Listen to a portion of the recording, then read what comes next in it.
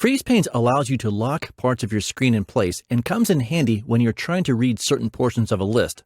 Say, for example, all these rows down here, yet you want the column labels to stay visible.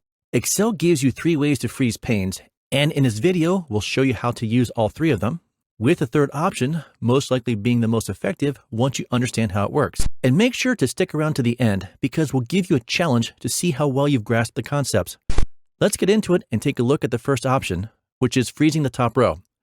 For starters, here we have our list, and a common problem people have is when they start to scroll down, the column labels move off the screen, which obviously makes things difficult to read. So, if we want to freeze our top row, we can click somewhere in the body of the list, then click on View, then go over to Freeze Panes, and then select Freeze Top Row, which will put a thin black line at the top of our list indicating the freeze panes is active.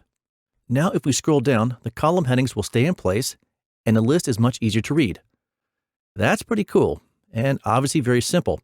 So if we want to turn off our freeze panes, just go up and click on Freeze Panes, Unfreeze Panes, and you're all set. Moving on, let's look at the second option, which is freezing the first column. Let's say we want to freeze this column that contains the account number so we can read the data that is off to the right. To do this, click somewhere inside the list, then go up and click on View, Freeze Panes, and then look for Freeze First Column. Again, we'll get a thin black line that tells us the freeze panes is active. Now, if we scroll off to the right, the column with the account numbers will stay locked in place. That's pretty cool. And now we can just go up and turn that off just like we did a few moments ago. All right, let's make things a little more interesting and show you the proper way to use freeze panes. And by using the proper way, all that means is you understand the way Excel behaves when it locks cells. For example, what if we want to lock down the top row and first column so we can scroll down and move right to see our data? Well, using the freeze top row and freeze first column options won't be of any use. So the key to getting this to work is to understand the freeze panes will always freeze whatever is to the left and above the active cell.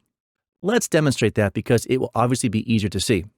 If we want this to work, we have to determine the appropriate cell to click in, and the way we do that is to ask ourselves, where is above and to the left of where we want to freeze?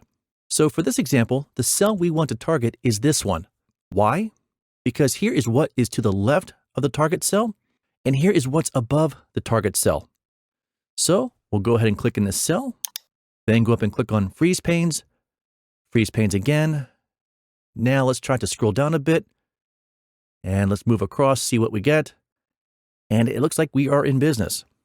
All right, let's drive this point home by going one step further. The problem people often run into is they will go up and click on Freeze Panes and not get the results they expect because they look where they want to freeze, but not click. Put another way, pay attention to where the active cell is. So if we go up here and choose Freeze Panes again, notice Excel has frozen whatever is above and to the left of the active cell. Changing gears a bit, if we go back and revisit the first 2 options of Freeze Top Row and Freeze First Column, those options will only work if your list starts in cell A1, because Excel is very literal. Freeze Top Row means exactly that. Same with Freeze First Column, regardless of where your list lives. Put another way, you may not always be fortunate to have your list start in cell A1, so you'll need to fall back on that concept of freezing to the left and above the active cell. Let's see an example to clarify. Here we have the same list, but it's been relocated down and over a few columns and rows, and the question now becomes, how do we freeze the top row and the left-hand side? So, to solve this, we have to think left and above. In this particular case, if we want to freeze the list, we'd have to click in this cell right here, because when we turn the freeze panes on, it will freeze whatever is to the left and above the active cell.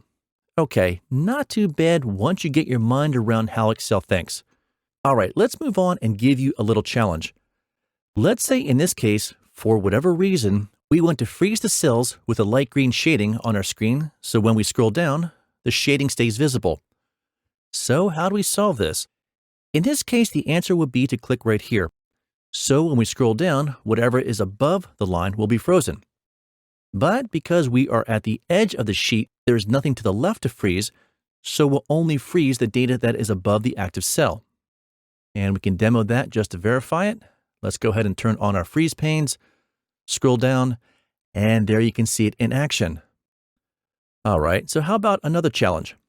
In this example, let's say we want to freeze everything in the green shaded cells. So how do we solve this one? Again, think left and above. So for this to work, we need to click right here, because when we turn on our freeze panes, it will only freeze everything to the left and nothing at the top because we are at the upper edge of our spreadsheet. So we'll only freeze the data to the left of the active cell.